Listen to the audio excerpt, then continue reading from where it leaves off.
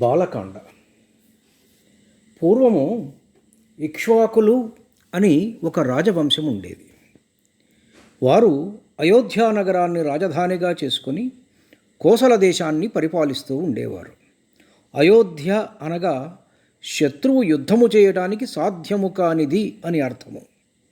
విశాలమైన రాజమార్గాలతో శోభాయమానంగా ఉండే పట్టణం అయోధ్య. ఉన్నతమైన కోటబురుజులు, వందల కొద్దీ శతఘ్నులు మొహరించి ఉండేవి. రాజ్య రక్షణ వ్యవస్థ శత్రుదుర్భేద్యంగా ఉండేది. ప్రజలంతా ధనధాన్య సమృద్ధితో, సుఖ సంతోషాలతో ఆనందంగా ఏ లోటు లేకుండా జీవనం సాగించేవారు. ఆ సమయంలో దశరథుడు దేవేంద్రుడిలాగా రాజ్యపాలన చేస్తున్నాడు. ప్రజలను కన్నబిడ్డల వలె చూసుకుంటూ ఉండేవారాయన. దశరథ మహారాజు వద్ద 80 మంత్రులుండేవారు. వారు అపూర్వమైన మేధాశక్తి కలవారు. ఎదుటి వ్యక్తి ముఖ కవళికలను బట్టి వారి మనస్సులోని ఉద్దేశ్యము గ్రహించేవారు. రాజుకు మేలు కలిగించేవి, హితకరంగా ఉండేవి మరియు ఆయనకు ప్రియమైన పనులు చేయడంలో వారు కడు సమర్థులు. వారు వరుసగా దృష్టి, జయంతుడు, విజయుడు, సిద్ధార్థుడు, అర్థసాధకుడు, అశోకుడు, మంత్రపాలుడు, సుమంత్రుడు వీరు. వశిష్ఠ వామదేవులు ప్రధాన ఋత్విక్కులు. మంత్రులందరూ అత్యంత నిబద్ధతతో మెలిగేవారు. పటిష్టమైన గూఢచార వ్యవస్థ కలిగి రాజ్యము నలుమూలలా ఏమి జరిగినా క్షణాలలో తెలిసేటట్లుగా ఏర్పాటు గావించుకున్నారు. ఆ మంత్రులు స్వయంగా తమ పుత్రులు తప్పు చేసినా వారిని దండించడంలో వెనుకాడేవారు కాదు. వ్యక్తులు చేసిన అపరాధ తీవ్రతను బట్టి శిక్షలు అమలు చేస్తూ ఉండేవారు. బలవంతుడైన వ్యక్తి, బలహీనుడైన వ్యక్తి ఒకే తప్పు చేసినట్లయితే బలవంతుడికి శిక్ష తీవ్రత ఎక్కువగా ఉండేది. రాజ్యము, రాజ్యాంగము అంటే భయభక్తులతో మెలిగేవారు. రాజ్యమందు ఎక్కడా కూడా ప్రజలలో అసంతృప్తి లేకుండా అద్భుతమైన పరిపాలనా వ్యవస్థ కలిగి మహేంద్ర వైభవంతో పరిపాలన సాగిస్తున్నాడు దశరథ మహారాజు. మరొక వైపు దేవతల బాధలు చెప్పనలవి కాకుండా ఉన్నాయి. రావణాసురుడు వరగర్వితుడై ముల్లోకాలను పట్టి పీడిస్తున్నాడు. వాడి పీడ వదిలించుకునే మార్గం తెలియక యమయాతన పడుతున్నారు దేవతలు. చివరకు వారందరూ కలిసి నిర్ణయించుకొని వాడికి వరములిచ్చిన విధాతనే ప్రార్థించడానికి నిశ్చయించుకున్నారు. అనుకున్నదే తడవుగా ఆయన వద్దకు వెళ్ళారు. అంజలి ఘటించి నిలుచుని తాము వచ్చిన పని ఆయనకు ఎరుకుపరిచారు. దేవా, రావణాసురుడు బలదర్పితుడై వరగర్వముతో నీచే ఏర్పరచబడిన మామా విధులు కూడా నిర్వర్తించనీయకుండా మమ్ములను భయభ్రాంతులకు గురి చేయుచున్నాడు. సూర్యుడు అతనికి వేడి కలిగించలేడు. వాయువు అతని ప్రక్కన మసలటానికే భయపడుతున్నాడు. ఉత్తుంగ తరంగాలతో తీవ్రమైన ఘోషతో నిత్యం సందడిగా ఉండే సముద్రుడు తన తరంగాలను స్తంభింపజేసుకుని కూర్చున్నాడు. వారి మొరలు ఆలకించిన బ్రహ్మదేవుడు విష్ణుమూర్తిని ప్రార్థించి చూడమని వారికి సలహా ఇవ్వగా అందరూ ఆ దేవాధిదేవుని శరణుజొచ్చి దీనంగా ప్రార్థించారు. అంత ఆ విష్ణువు తాను మానవ రూపంలో జన్మించి వాడి పీడ నుంచి మిమ్మలను కాపాడతానని అభయమిచ్చాడు. తాను దశరథ మహారాజుకు పుత్రుడుగా జన్మిస్తానని చెప్పి వారిని ఊరడించి పంపివేశాడు. అదే సమయంలో దశరథ మహారాజు సంతానార్థి అయి అశ్వమేధము పూర్తి చేసి పుత్రేష్టి చేస్తున్నాడు. అప్పుడు యజ్ఞకుండము నుండి ఒక తేజోమయమైన భూతము ఆవిర్భవించింది. ఆ భూతము చేతిలో ఒక స్వర్ణపాత్ర, అందులో పాయసము నిండి ఉన్నది.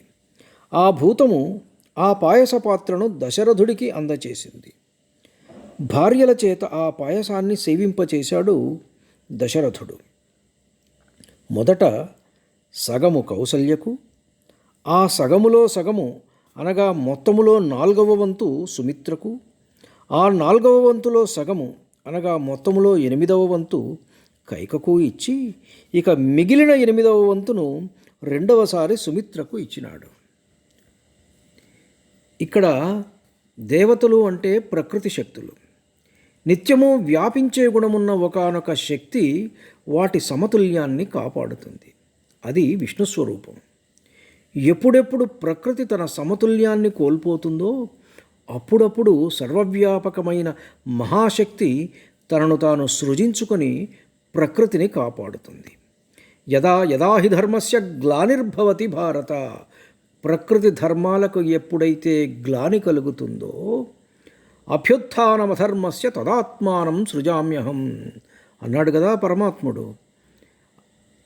ఇది ధర్మం. నేటి నాగరికత రావణుడి మనోధర్మమే. ఇది ప్రకృతి మొత్తాన్ని చీడపురుగులాగా నాశనం చేస్తున్నది. ప్రకృతి సమతుల్యాన్ని కాపాడటానికి భగవానుడు ఎప్పటికప్పుడు అవతారాలు ఎత్తుతూ ఉంటాడు. ఆ సమయానికి ఏ రూపమైతే ప్రకృతిని పునరుద్ధరిస్తుందో ఆ రూపంలో తాను వ్యక్తమవుతాడు పరమాత్మ. పరమాత్మ అవతారము మానవ రూపంలోనే ఉండవలసిన అవసరం లేదు, ఏ రూపమైనా కావచ్చును. అందుకే భారతీయ పురాణాలలో అన్ని అవతారాలు, ఒకసారి మత్స్యముగా, మరొకసారి వరాహంగా, ఇంకొకసారి నరుడు సింహముగా, ఇలా రకరకాలుగా తనను తాను సృజించుకున్నాడు పరమాత్మ ధర్మాన్ని కాపాడటం కోసం. సరే, దశరథుడు చేస్తున్న యజ్ఞము పరిసమాప్తమైంది. సరిగ్గా 12 మాసాలకు మరల వసంతము వచ్చినది. దశరథ మహారాజు జీవితంలో ఈ వసంతము కొత్త శోభను తెచ్చింది. మూడువారిన ఆయన జీవితపు ఆశ మరల చిగురించింది. దశరథుడి మనోరథము నెరవేరింది. ఆ రోజు చైత్రమాసంలో నవమి తిథి, పునర్వసు నక్షత్రం. 5 గ్రహాలు తమ తమ ఉచ్చస్థితిలో ఉండగా, అంటే రవి మేషంలో ఉన్నాడు, కుజుడు మకరంలో ఉన్నాడు, గురుడు కర్కాటకంలో ఉన్నాడు, శుక్రుడు మీనంలో ఉన్నాడు, శని తులారాశిలో ఉన్నాడు. ఈ రవి కుజ గురు శుక్ర శనులకు ఈ 5 రాశులు కూడా ఉచ్చరాశులు అన్నమాట. చంద్రుడు స్వస్థానమైన కర్కాటకంలో ఉన్నాడు, అంటే పునర్వసు 4వ పాదం. ఇక్కడ గురుచంద్రయోగం సంభవించింది. లగ్నము కూడా కర్కాటకమే. ఆ శుభలగ్నమందు కౌసల్యాదేవి జగత్ కళ్యాణకారకుడు, జగన్నాథుడు, ఇక్ష్వాకు వంశవర్ధనుడు అయిన శ్రీరామచంద్రుని పుత్రునిగా కన్నది. శ్రీరామజననమైన 16 గంటల తర్వాత భరతుడు మీనలగ్నంలో కైకేయికి జన్మించాడు. ఆయన నక్షత్రం పుష్యమి. ఆ తరువాత మధ్యాహ్న కాలంలో కర్కాటక లగ్నంలో ఆశ్లేష నక్షత్రంలో లక్ష్మణ శత్రుఘ్నులకు జన్మనిచ్చింది సుమిత్రాదేవి. రాజ్యమంతా కోలాహలం, ఉత్సవాలు, సంబరాలు, రాజు ఇచ్చే భూరిదానాలతో 11 రోజులు గడిచిపోయాయి. 11వ రోజున నవజాత శిశువులకు నామకరణం జరిగింది. ఆయన పుట్టి దశరథుడికి మహదానందం కలగజేశాడు. జనులందరికీ సంతోషం కలుగజేశాడు. ఎవరి యందైతే సర్వజనులకు ఆనందము కలుగుతుందో అతడే రాముడు. రమింపచేయువాడు రాముడు అని అర్థం. పెద్ద కుమారుడికి రాముడు అని పేరు పెట్టారు వశిష్ఠ మహర్షి. సంపద శోభ కలవాడు కావున లక్ష్మణుడు. రాజ్యమును భరించువాడు కావున భరతుడు. శత్రువులకు సింహస్వప్నము, వారిని చంపువాడు కావున శత్రుఘ్నుడు. 4 కుమారులను చూసుకొని దశరథుడు మురిసిపోతున్నాడు. ఆయన ఆనందానికి అవధులు లేవు. రాముడంటే మరీ ఆయన అన్ని ప్రాణాలు రాముడే. రాబోయే రోజులలో రాముడికి ఎవరు సహాయం చేస్తారు? ఇది దేవతలకు వచ్చిన ఆలోచన. మీరందరూ రావణ సంహారం జరగాలని కోరుకున్నారు. విష్ణువు దశరథ మహారాజు కొడుకుగా జన్మించాడు. మరి రావణునితో జరిగే పోరాటంలో ఎవరు పాల్గొంటారు? ఆయన సైన్యం ఎవరు? విష్ణువుకు సైన్య సహకారం ఎవరిస్తారు? అందరు దేవతల మదిలో ఈ ఆలోచన పుట్టించారు బ్రహ్మదేవుడు. అందరు దేవతలను ప్రేరేపించాడు ఆయన.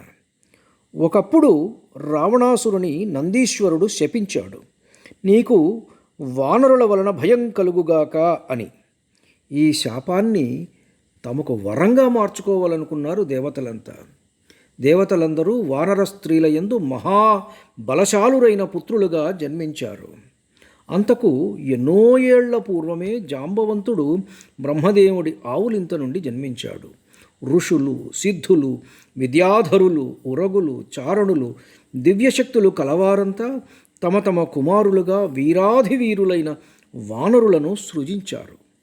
దేవేంద్రుడు వాలిని, సూర్యుడు సుగ్రీవుని, దేవగురువు బృహస్పతి తారుడు అనే బుద్ధిశాలి అయిన వానరుడిని, కుబేరుడు గంధమాధనుని, విశ్వకర్మ నలుడిని, అగ్ని నీలుడిని, అశ్వనీదేవతలు మైంద ద్వివిధులను, వరుణుడు సుషేణుడిని, పర్జన్యుడు శరభుని, వాయుదేవుడు శ్రీమంతుడు, వీర్యవంతుడు, వజ్రమయ దేహము గలవాడు, గరుత్మంతునితో సమాన వేగము గలవాడు, శత్రుభయంకరుడు అయిన హనుమంతుని సృజించాడు. ఏ దేవుడికి ఏ రూపము, ఏ వేషము, ఏ పరాక్రమము, ఏ తేజస్సు ఉండెనో ముమ్మూర్తుల అవే లక్షణాలతో అనేక కోట్ల వానరులు జన్మించారు. ఈ వానరులంతా కూడా అమిత బలసంపన్నులు. యుద్ధంలో పెద్ద పెద్ద కొండల వంటి రాళ్ళు శత్రువుల మీద విసిరివేయగలరు. మహావృక్షాలు వేళ్లతో సహా పెకిలించి వైరి వీరులను చావచితక కొట్టగలరు. సముద్రాలను కలియబెట్టగలరు. భూమిని నిట్టనిలువుగా చీల్చివేయనూగలరు. అరణ్యాలలో స్వేచ్ఛగా తిరిగే మదగజాలను పిల్లి పిల్లల్లా చంకన వేసుకొని తిరగగలరు. వారి సింహనాదాలకు ముల్లోకాలు కూడా కంపించిపోతాయి. ఇలాంటి లక్షణాలు ఉన్న వానర వీరులంతా శ్రీరామ సహాయార్థము భూమి నిండా జన్మించి ఉన్నారు. ధన్యుణ్ణి. నమస్కారం.